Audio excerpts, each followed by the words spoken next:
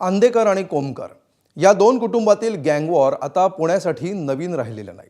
माजी नगरसेवक वनराज आंदेकरांच्या हत्येपासून सुरू झालेलं सत्र अजूनही सुरूच आहे। गेल्या 2 वर्षांमध्ये या टोळी युद्धामुळे किती वेळा रक्ताचे पाट वाहिले असतील याची गणनाच नाही।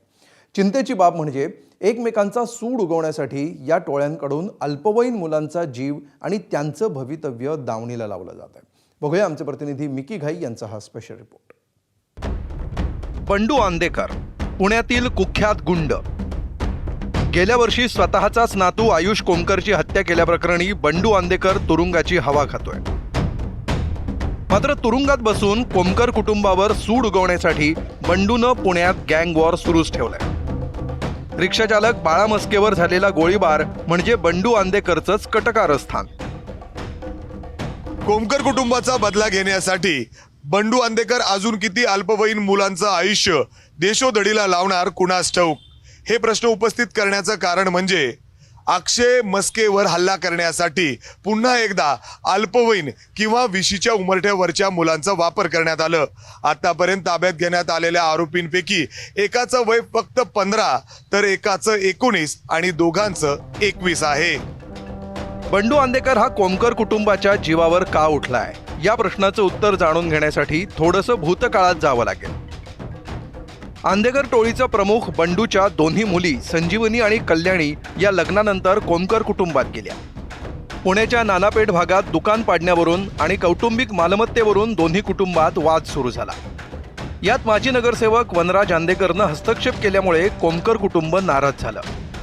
1 सप्टेंबर 2024 रोजी वनराज आंदेकरची गोळ्या झाडून हत्या करण्यात आली। या हत्या प्रकरणात वनराज यांची सख्खी बहीण संजीवनी कोमकर, मेहुणे जयंत कोमकर, गणेश कोमकर आणि गुंड सोमनाथ गायकवाड यांना अटक करण्यात आली।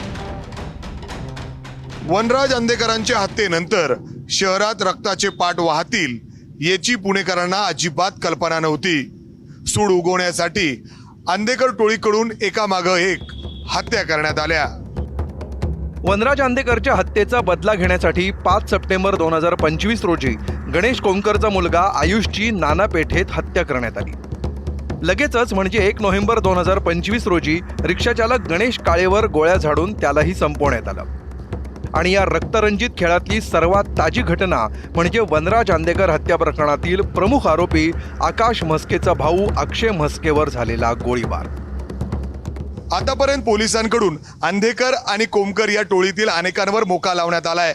त्याशिवाय आंदेकर टोळीचे प्रमुख सूर्यकांत उर्फ बंडू आंदेकर याला अटकही करण्यात आली आहे। तसंच आतापर्यंत झालेल्या गँगवॉर प्रकरणी 40हून अधिक लोकांना अटकही करण्यात आली आहे। आंदेकर आणि कोमकर या दोन्ही टोळीचे आर्थिक नाकाबंदी करण्यासाठी पुणे पोलिसांनी प्रयत्नही सुरू केलेत।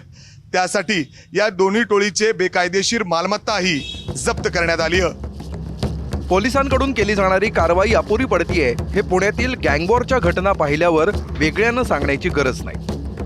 त्यामुळे कोमकर आणि आंदेकर टोळीतलं गँगवॉर थांबवण्यासाठी बिग बॉस काय पावलं उचलतात ते पाहावं लागेल। मिकी घाई, ABP माझा, पुणे।